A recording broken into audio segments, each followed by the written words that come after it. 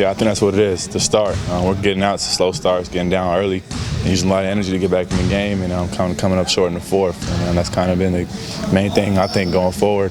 We got to get out to a better start. Have you noticed any commonalities in those starts?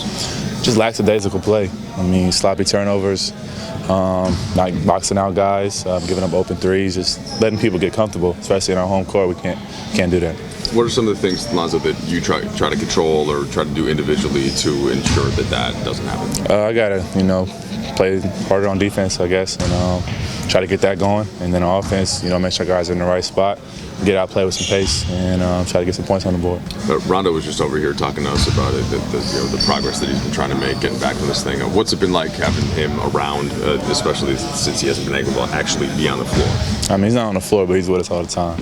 Whether he's texting us, talking to us on the sideline, he's like another coach. But we definitely, look forward to getting him back as soon as possible. He said he's been keeping competitive juices alive by playing Connect Four and card games and beating up on people. Have you played against him? No, I haven't, but he plays defense out here. I mean, he can't really do too much with his hand, but he runs up and down with us. He's talking the whole time, doing what he's been doing all year for us. Luke talked about you and the younger guys still kind of finding your way in terms of being vocal leaders on the court during this period right now where you're missing LeBron and Rondo. What are the challenges in terms of feeling that confidence in speaking? I mean, it's just a big void to fill. Rondo and Bron are arguably two of the best leaders, ever. So having both of them out, that's two of our main guys that do most of the talking on the court. So, it's new for me. I know it's new for B.I. Kuz probably talks the most out of all of it. Now, Rajon said that when he was playing with the Big Three in Boston, he felt like he could speak up, but you had to be right when you were telling the guys to do something.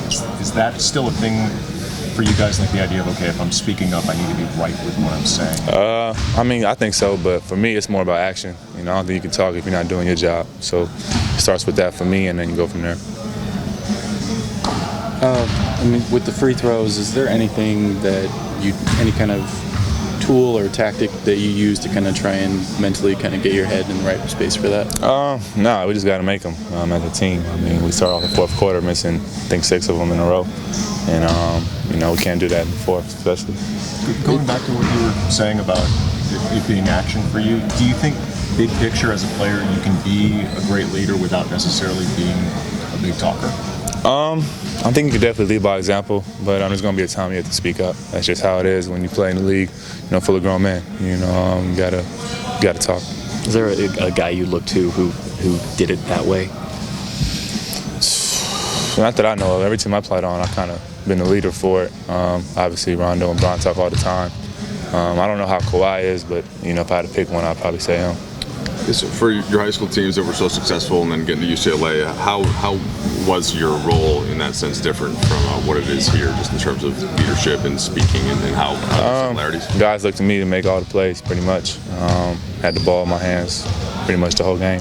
Now we have a lot of talent on this team. So other guys get the ball, and we just got to learn how to click and translate that into wins. How about verbally though, like in high school, and at that point was it? I mean, high school it was easy. It's pretty much my whole family. I played with my brothers and my cousins, so it was easy to talk to them. And then UCLA was pretty cool. Offered kind of gave me the keys and told me to take the team as far as I could.